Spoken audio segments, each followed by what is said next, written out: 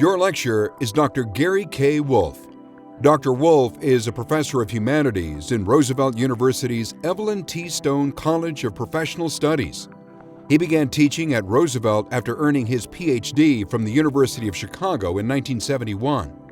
Dr. Wolfe's scholarly and critical work has received numerous awards from well-known organizations in science fiction and fantastic literature, and he has twice been nominated for the Hugo Award from the World Science Fiction Convention.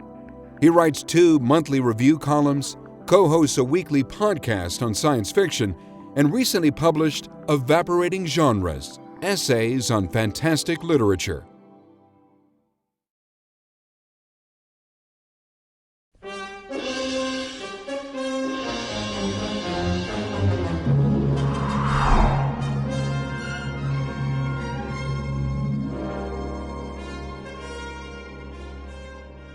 My name is Gary Wolfe, and I've been writing and teaching about literature, film, and the humanities for more than 40 years.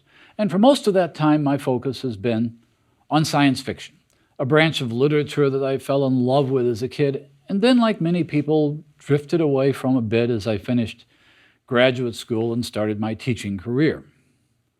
But I've been fortunate enough to be in a profession in which reading is a large part of what I do for a living. So it wasn't long before I found myself returning to the study of science fiction professionally. And during the time I've been involved with it, science fiction has grown a good deal more respectable in the literary sense and a good deal more misunderstood in the popular sense. Now, by respectable, I don't mean that science fiction novels very often win prizes like the National Book Award or the Pulitzer Prize, although you might be surprised at the number of Nobel Prize-winning authors who have written at least some science fiction, including Doris Lessing, William Golding, and even Rudyard Kipling. And science fiction has certainly worked its way into university courses, into academic literary study, into reference books, places where it was almost invisible when I started reading it so long ago.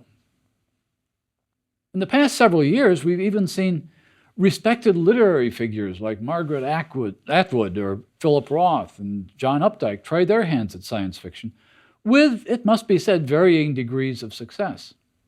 Even more encouraging, a younger generation of literary writers, such as Michael Chabon, Karen Russell, and Jonathan Lethem, show little of the almost knee-jerk snobbery, and there's really no better word for it, that some of their predecessors displayed toward any sort of popular literature.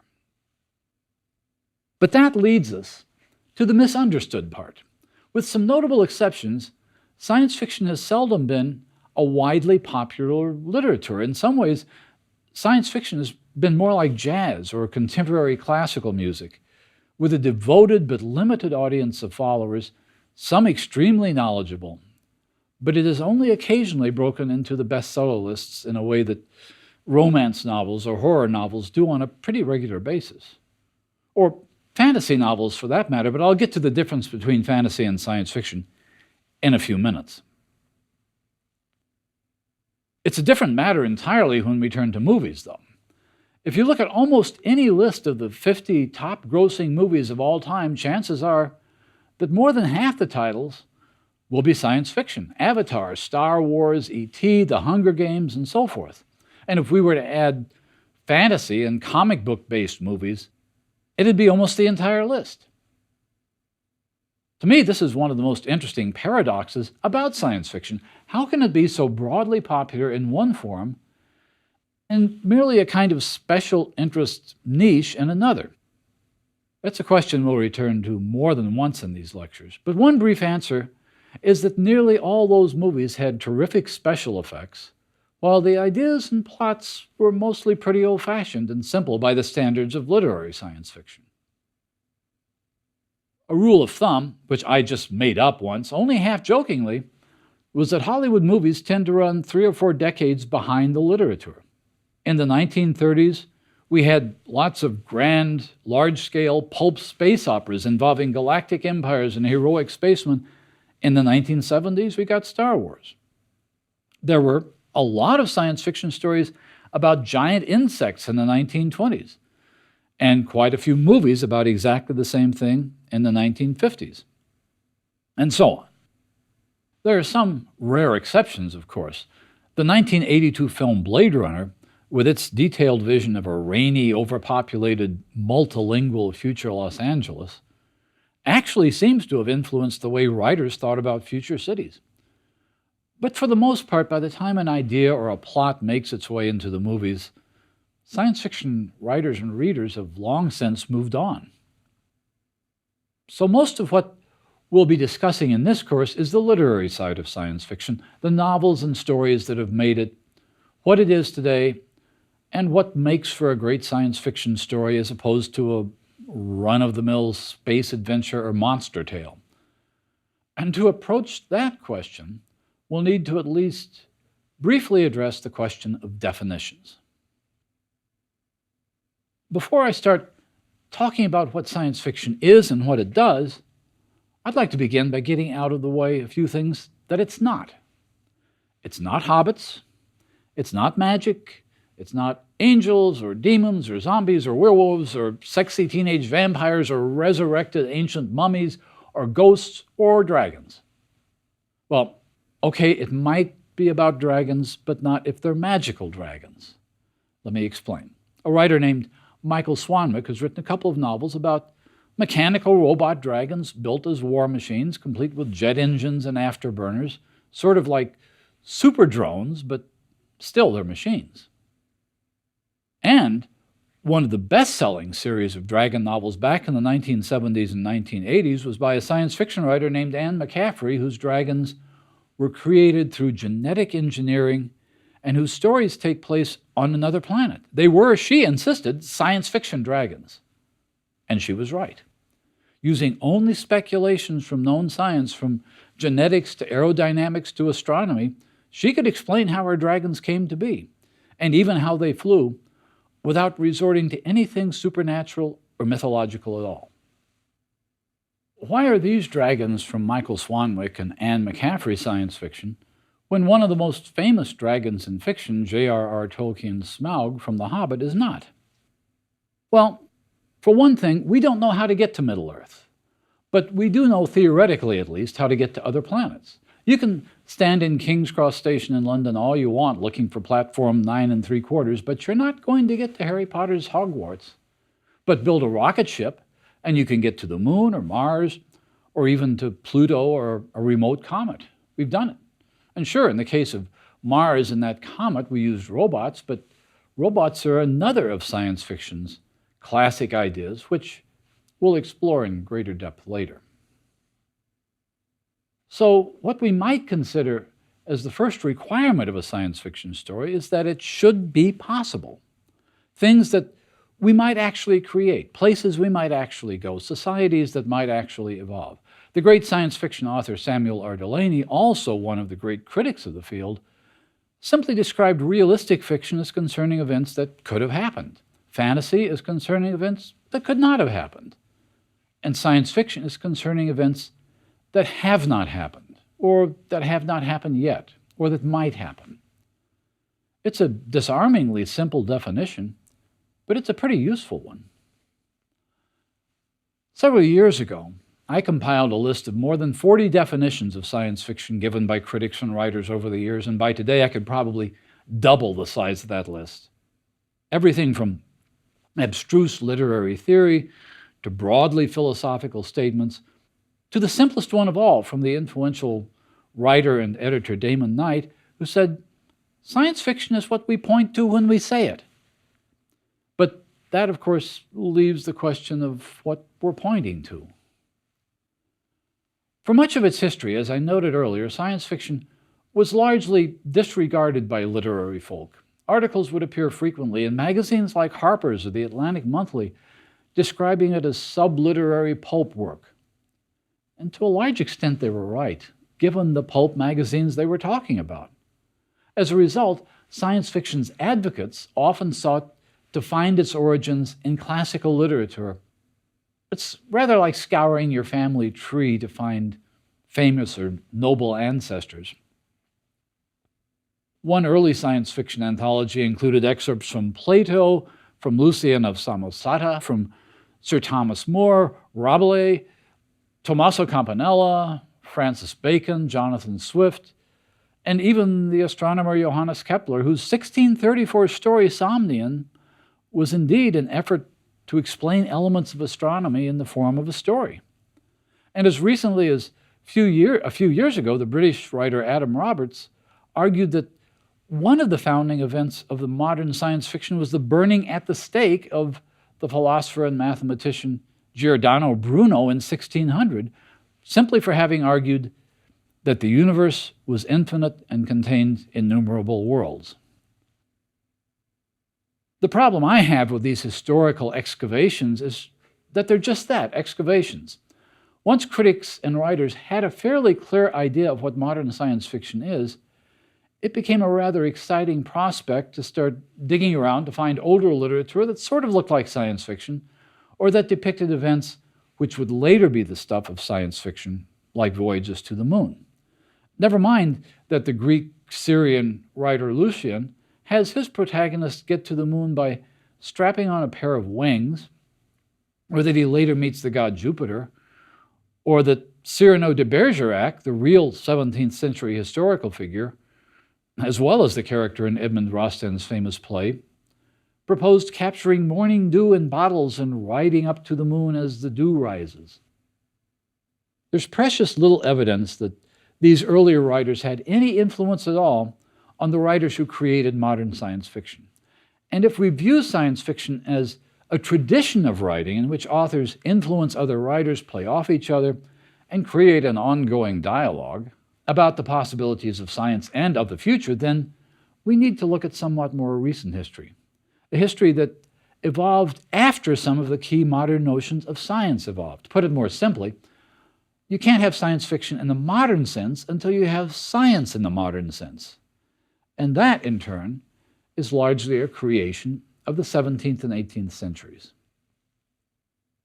Let's take, for example, one of the most ancient and archetypal figures of storytelling, the monster. Monsters are literally as old as literature. Even in the ancient Sumerian epic of Gilgamesh, we encounter the fearsome monster Humbaba, who had the paws of a lion and a body covered in horny scales. His feet had the claws of a vulture, and on his head were the horns of a wild bull. Just about every great national epic since involves the hero confronting a monster.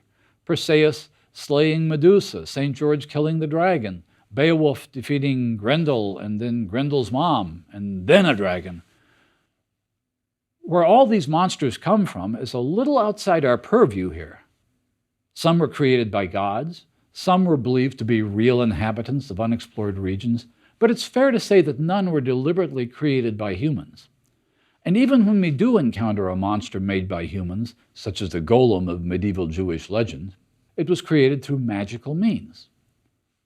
Which brings us back to those non-magical dragons of Michael Swanwick and Anne McCaffrey that I mentioned earlier. They were monsters created not by the gods or by magic, but by us, by using science and technology, not magic spells. That's, again, why it's called science fiction.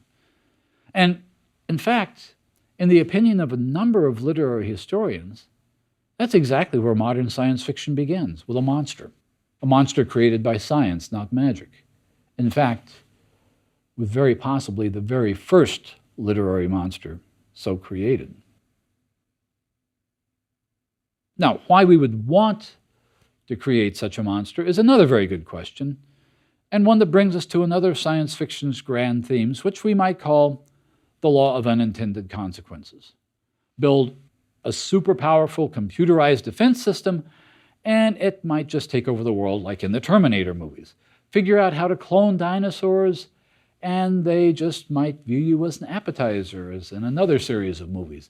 Build a human from scratch, and he might not thank you for the favor. This is what the distinguished British writer Brian Aldiss described as the central movement of a science fiction plot. Hubris clobbered by nemesis. Overweening pride or arrogance gave us one of science fiction's most persistent cliches, the mad scientist. But it's also given us some very powerful cautionary tales about nuclear war, overpopulation, or the destruction of our own environment. The story of where that first monster came from, building a human from scratch.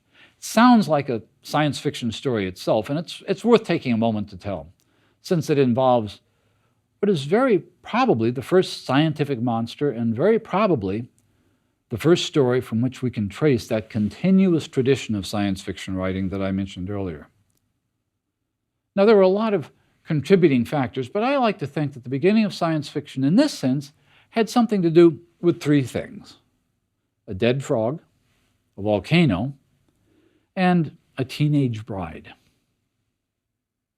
The dead frog was one that an Italian physician named Luigi Galvani was experimenting with in 1781 when he found that a mild electric shock could cause the frog's leg to twitch.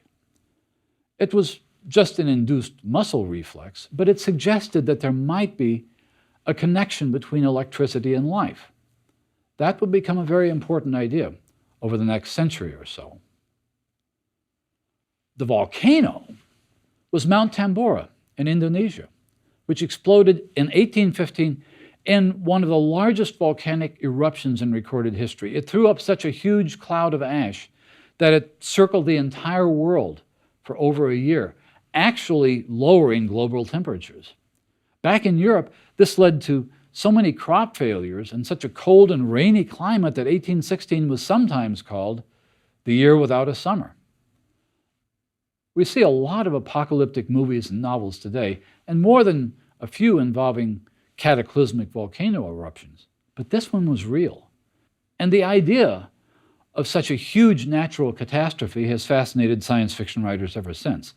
But that's not quite the reason it figures into this story. That brings us to the teenage bride. It was in 1816 that the English poet Percy Bysshe Shelley brought his 18-year-old wife Mary to visit his friend Lord Byron at Byron's summer home in Switzerland called the Villa Diodati. Now, since the weather was consistently too rainy to go outdoors because of the bad weather caused by that volcano, Byron suggested an indoor activity. Actually, Byron was famous for suggesting indoor activities, but this isn't one of those. This time, he thought up a contest. They would each make up a ghost story and read them to each other on the chilly evenings. Byron wrote a fragment of a poem. Another visitor, his personal doctor, John Polidori, wrote a reasonably scary story called The Vampire, which has a history of its own. 70 years later, it would be one of the inspirations for Bram Stoker's novel Dracula.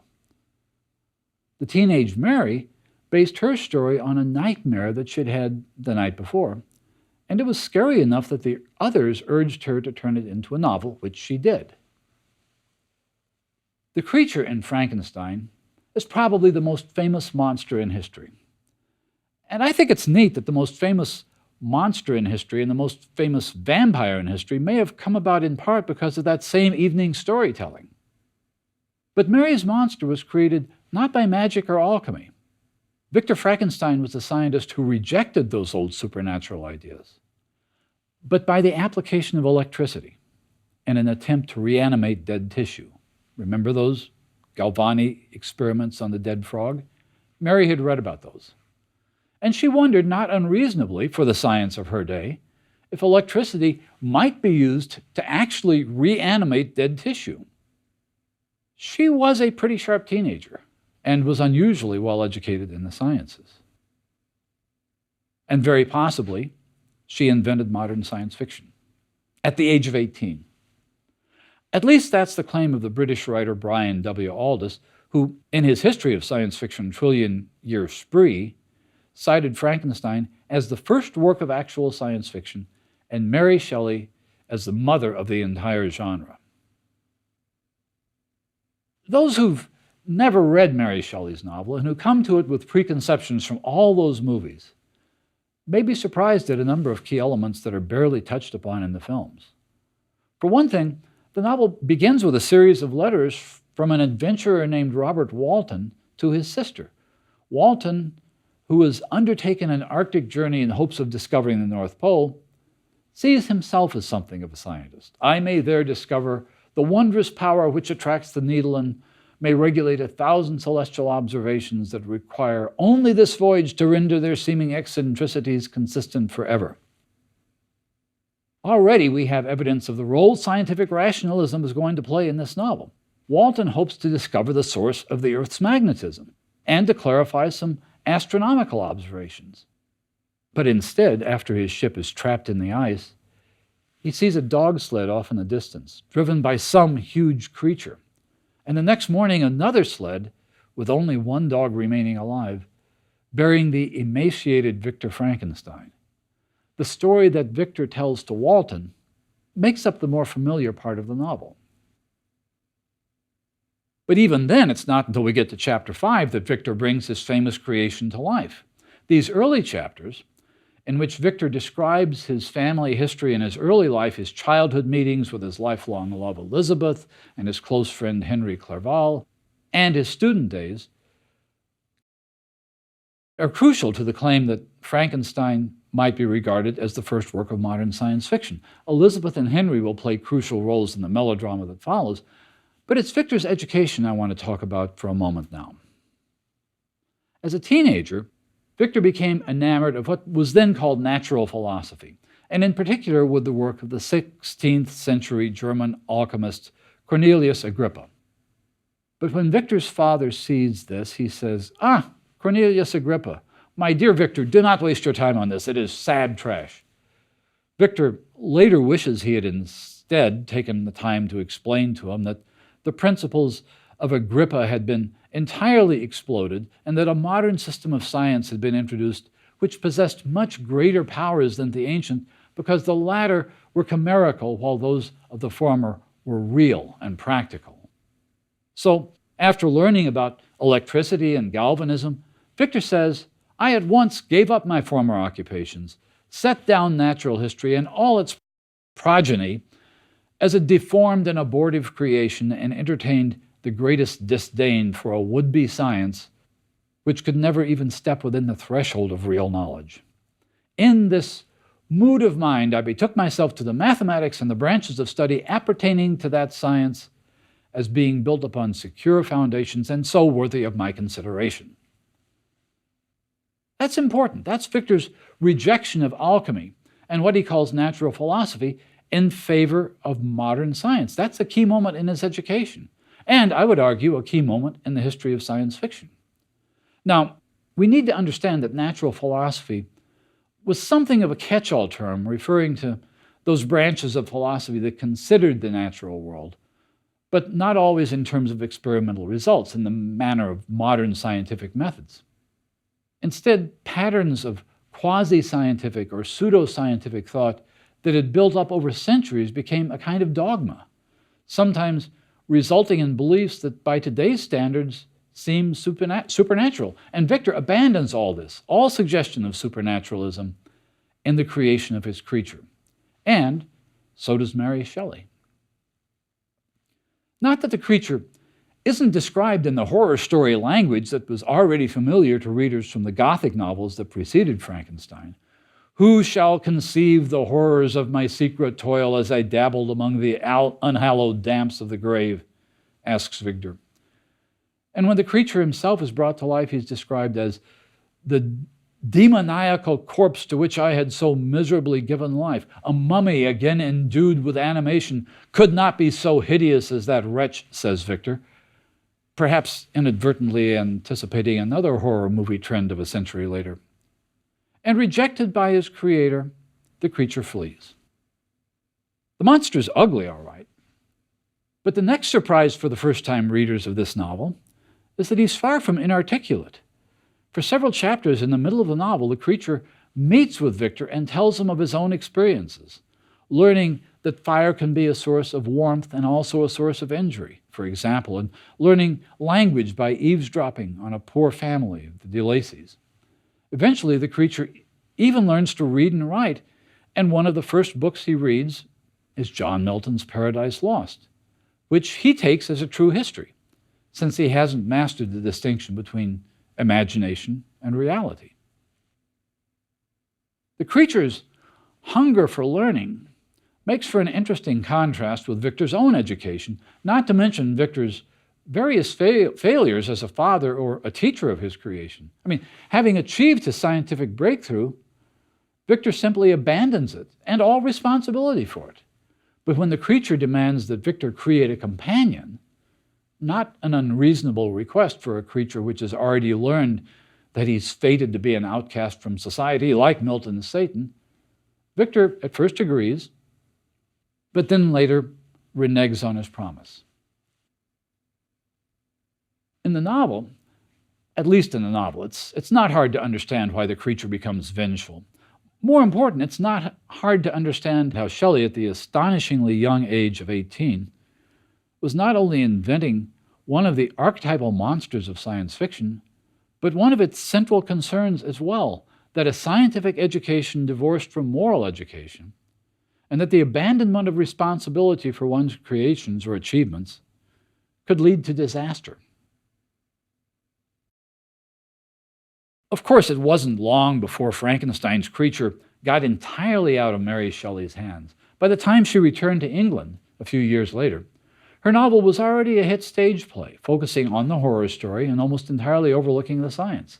And a century later, one of these stage adaptations by a now forgotten playwright named Peggy Webling gave the name Frankenstein to the creature itself. The creature was never named in the novel, leading to a misunderstanding that persists until this day. And unfortunately, it's been pretty much that way ever since, with more than 50 movies and who knows how many comics, spin-off novels, action figures, and even breakfast cereals. Frankenberry? Mary certainly couldn't have predicted that almost 200 years later, her story, distorted almost beyond recognition in the terrible movie I, Frankenstein from 2014, would earn a 3% rating on the Rotten Tomatoes movie rating website. This brings us back to that point I was making earlier about how science fiction movies sometimes oversimplify and even degrade the ideas of science fiction novels. The first Frankenstein movie was actually made by the Edison Studios, a unit of Thomas A. Edison's manufacturing company, in 1910. But the most famous came 21 years later when Boris Karloff virtually made his career by starring as the creature in James Whale's 1931 version from Universal Studios, which was actually based on that Peggy Webling stage play. There's no doubt that this version of Frankenstein is a classic horror film, and a very well-made one.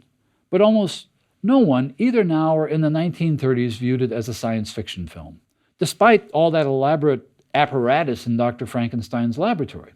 And the same is true of almost all the dozens of Frankenstein movies ever since. Some estimates put them at 60. And many of these films have reintroduced those very supernatural elements that Shelley so carefully excluded from her novel. Frankenstein meets Dracula, or Frankenstein meets the Wolfman, or demons, or gargoyles, or whatever. There's certainly some irony in how the first science fiction novel in the modern sense, the first novel to introduce a monster created by rational scientific experimentation rather than incantations or the intervention of the gods, should give rise to a whole industry of monsters of the irrational, but that has always been one of the fates of science fiction. At the same time, a number of actual science fiction movies have taken Shelley's original idea, the idea of a creation turning on its creator, and produced some of those films I mentioned earlier, like the Terminator series. Technology, not monster tales, is the real heritage of Frankenstein, and it's telling that the social historian Herbert J. Muller should have titled his 1970 study arguing about how a reliance on technological solutions leads us to neglect human values, The Children of Frankenstein. No, even though Mary Shelley knew about the popular plays based on her novel, she couldn't possibly have foreseen what Frankenstein would spawn over the next 2 centuries. But then, like most of the major science fiction writers since, she wasn't trying to predict the future in Frankenstein anyway. She was thinking about what she thought was possible, given the science that was available at the time. And that, in a nutshell, is the main difference between science fiction and fantasy. Science fiction is about the possible, given what we actually know, and fantasy is about the impossible. We'll return to that central point again and again in this course.